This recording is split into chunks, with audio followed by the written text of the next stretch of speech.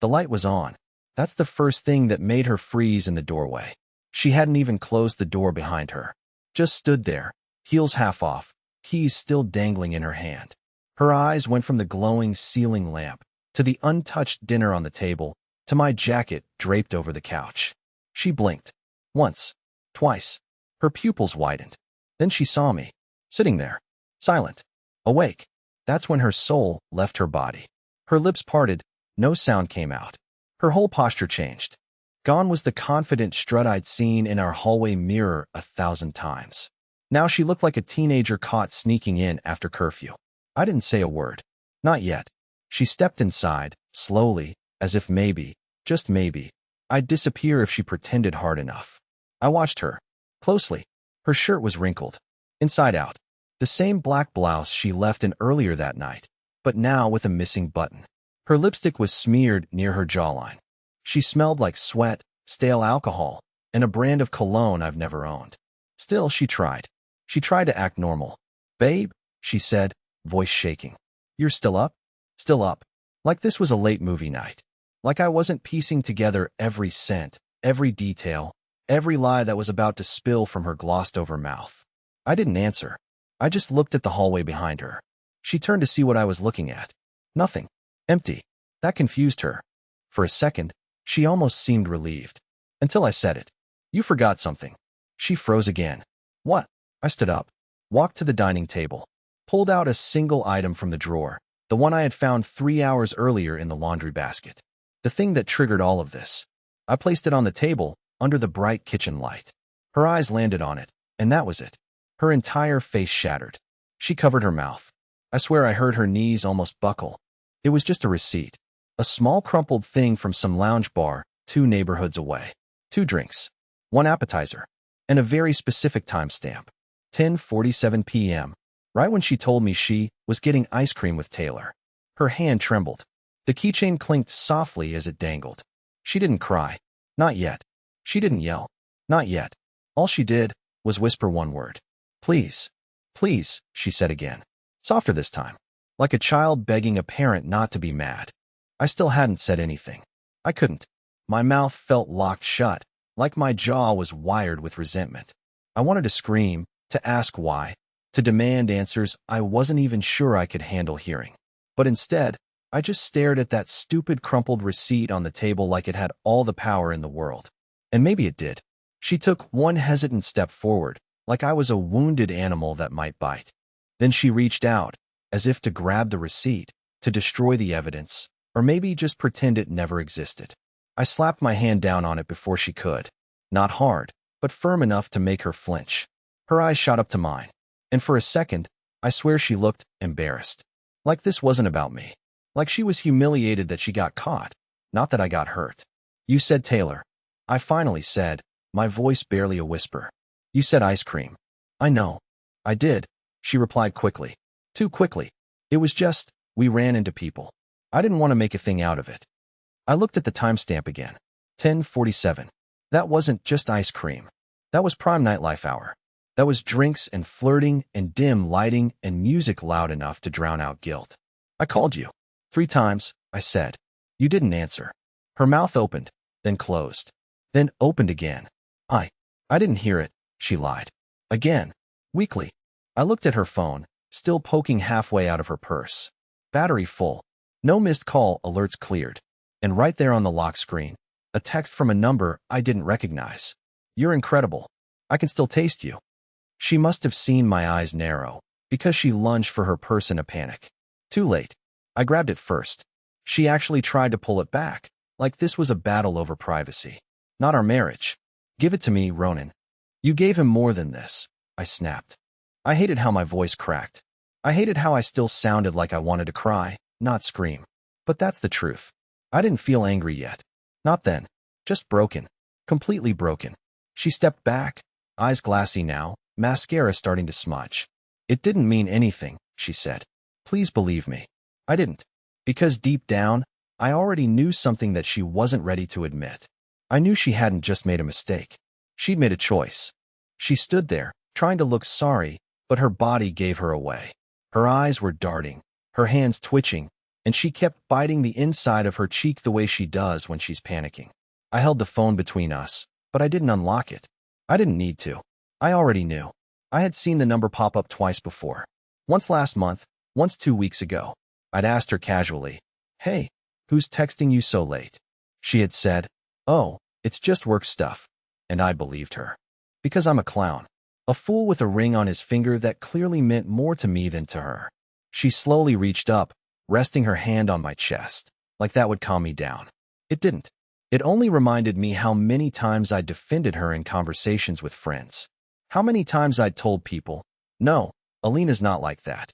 I said that. More than once. God, I feel sick just thinking about it now.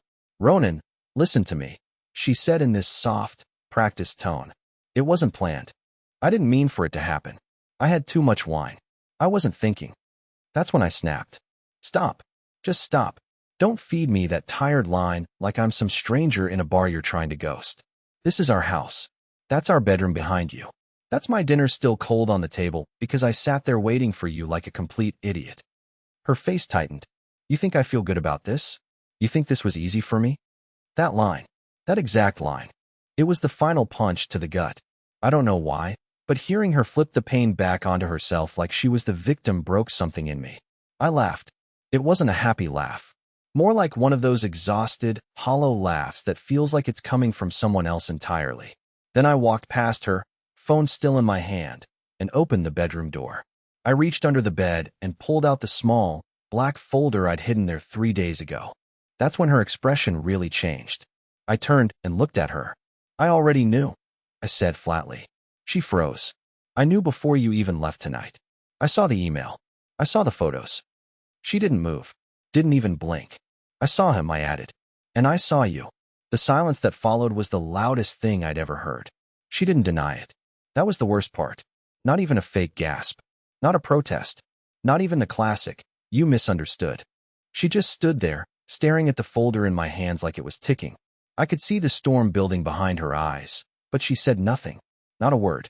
So I opened it for her. Inside were the printed screenshots from the iCloud account I'd quietly accessed using her old tablet. The one she forgot was still logged in.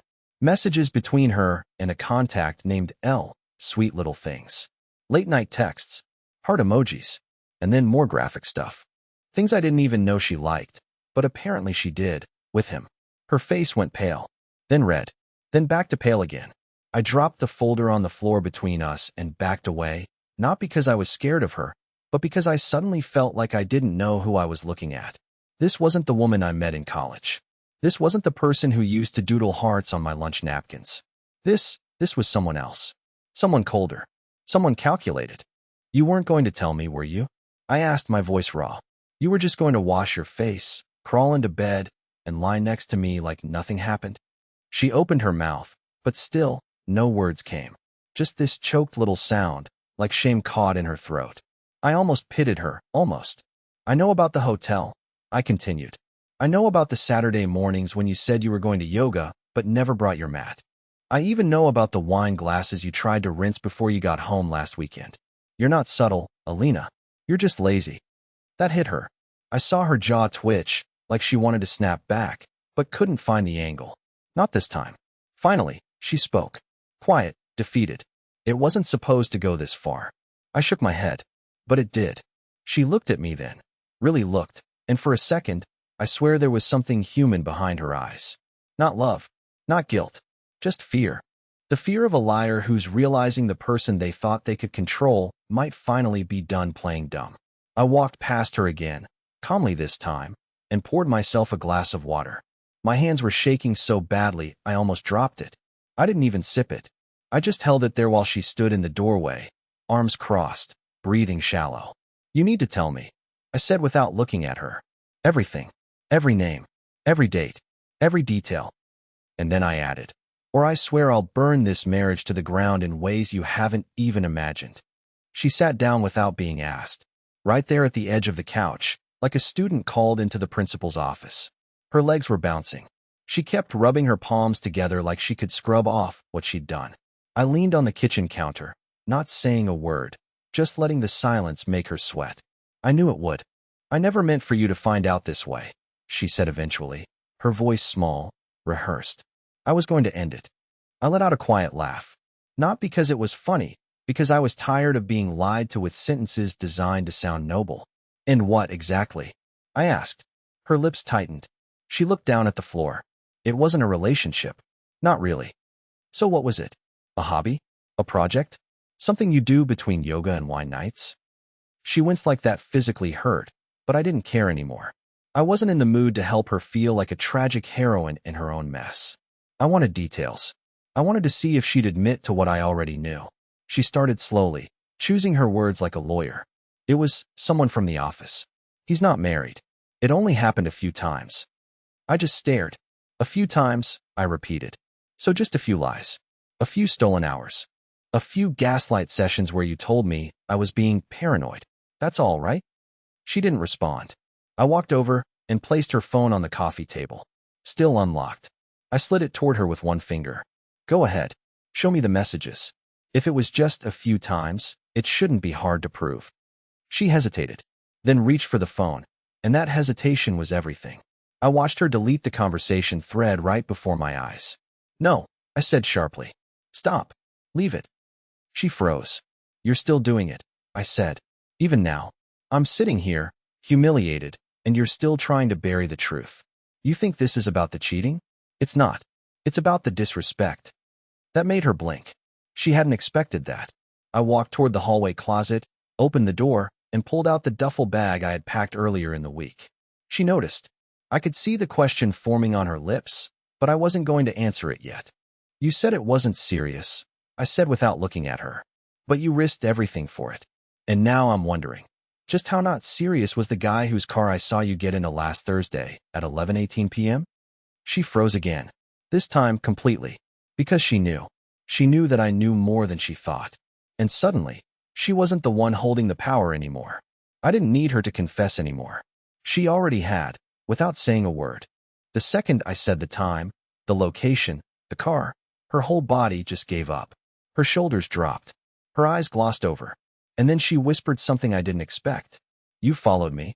I blinked. That's what bothered her. That I knew? No, I said. I didn't follow you. Someone else saw you. Someone who thought I deserved better. Her mouth opened. Who? I'm not telling you that. Because the list of people who think you're full of crap just keeps growing. She looked away. I could see she was scrambling, looking for the angle, the next manipulation, the next plea, the next half-truth. But it was too late. I know his name, I said. Luca. That did it. Her face cracked. She tried to fix it in real time, tried to go cold and indifferent like she wasn't affected. But her lip twitched. Her eyes flicked back to mine. And just like that, the air changed between us. How long? I asked. She didn't respond. How long, Alina? Still nothing. So I kept going. 6 months? A year? Longer? Or are you going to insult me with the "it just happened recently" lie again? She crossed her arms tightly. Why are you doing this? I laughed bitterly. Because I want to know what else you buried. Because I want to hear it from you. Not from texts. Not from anonymous emails. From your mouth. She stared at the floor. I want to know what was so special about him, I said. Did he make you laugh harder than I did? Did he listen better? Touch you differently? Or was it just that he wasn't me? Her jaw tightened. That one landed. Then she said something I never saw coming. He said I looked sad.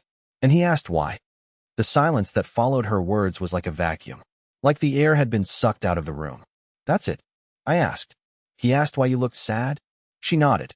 And that was when I realized something even worse than being cheated on. She didn't want passion. She didn't want wild romance, or better compatibility, or anything like that. She just wanted attention. Any attention. From anyone who looked her way and asked one kind question. And I'd spent years thinking I wasn't enough, when the truth was, she didn't even know what she wanted. She sat there waiting for me to explode, to scream, to punch a wall, or slam a door, or beg her to stay. But I just stood across the room, calm, quiet, hands in my pockets like I was waiting for a train that was already late. What do you want from me? She finally asked. Her voice was cracking now, not from guilt, but from fear. And not fear of me. Fear of consequences. Nothing, I said. Not anymore. That's when she started to panic. She stood up quickly. Ronan, please, we can fix this. It got out of hand. I was confused. I didn't plan for any of this. You have to believe me. No, I said, stepping closer. I don't. She blinked like I slapped her. I didn't raise my voice. I didn't move fast, but she could feel the shift. Something in my tone had gone cold, like ice water pouring through the cracks she created. I did believe you, I continued. Every time you said you were working late. Every time you turned your phone screen down. Every time you told me it was just stress making you distant. She opened her mouth again, but I cut her off. But even back then, even before I had proof, I started preparing. Preparing? She asked, her eyes narrowing. I nodded. You think I'm the weak one in this story. You always have. The loyal husband. The boring guy. The easy-to-lie-to fool. But the truth is, I've known about Luca for over a month. And I've been documenting everything. She went pale. Like, truly pale. As if the color drained from her soul. I didn't blow up because I was scared to lose you, I said. I stayed quiet because I wanted to see how far you'd go. What you'd risk. How many lies you could stack before they crushed you. Her voice trembled now. Ronan, what did you do? I pulled out my phone and tapped the screen. The email you're about to get? It has every screenshot, every receipt, the timestamps, even the hidden messages from your work chat. Her jaw dropped. And I didn't send it to you, I added. I sent it to your boss, your HR department, and your mother. You're bluffing, she said, shaking her head. Check your inbox. She grabbed her phone so fast she nearly dropped it. I watched her scroll, her lips moving as she read the subject line I'd carefully crafted 2 nights ago. For your awareness, Alina W. Employee misconduct and personal conflict of interest. She gasped. It was real. All of it. She turned to me like I was a stranger. Why would you do this? I stared right at her. No more shaking. No more begging. Just the truth. Because I needed you to feel what I felt. Powerless, exposed, humiliated. And this is only the beginning. She didn't cry right away. She just stood there, staring at her phone like the screen might somehow undo everything. Like maybe if she stared long enough, it would vanish. The emails, the evidence, the truth. But it didn't. Her world didn't just crack that night, it collapsed. Please, she whispered, tears finally forming in her eyes. You don't have to ruin me like this. But that's the thing. I didn't ruin her. She did that all by herself. I just stopped protecting the version of her I wanted to believe in. I walked past her to the bedroom, took the last duffel bag, zipped it closed, and stood still for one final moment. I thought maybe I'd feel sad. Maybe I'd break down like I always did. But instead, I felt still, free. I'm not trying to destroy you, Alina, I said. I'm just done saving someone who never wanted to be rescued. She tried to follow me out the door, but I was already ahead of her. I didn't slam it. I didn't yell. I just walked out into the cold air, took a deep breath, and felt something I hadn't felt in years, weightless. In the weeks that followed, her life imploded. Her job put her on administrative leave. Luca ghosted her, shocker. Her friends stopped answering her calls. And every time she reached out to me, texts, voicemails, long desperate emails, I didn't reply. Not out of pettiness. Out of peace. But here's the part that makes this ending worth it. 3 months later, I was at a bookstore, sitting in the back cafe, reading a novel I bought just to feel human again. And someone asked if they could sit at my table. I looked up, and for the first time in forever, I saw someone kind. Someone who smiled without needing anything. Her name was Miriam, a kindergarten art teacher who spilled coffee on her sweater and laughed about it like it wasn't the end of the world. We talked for 2 hours that night. And for once, I didn't feel like I was trying to prove I was lovable. I was just me. Battered, healing, but honest. So yeah, she came home from a one-night stand expecting me to be asleep. Instead, she found a man who was finally wide awake. And in the end, I didn't lose a wife. I lost the weight that was drowning me and made space for something real.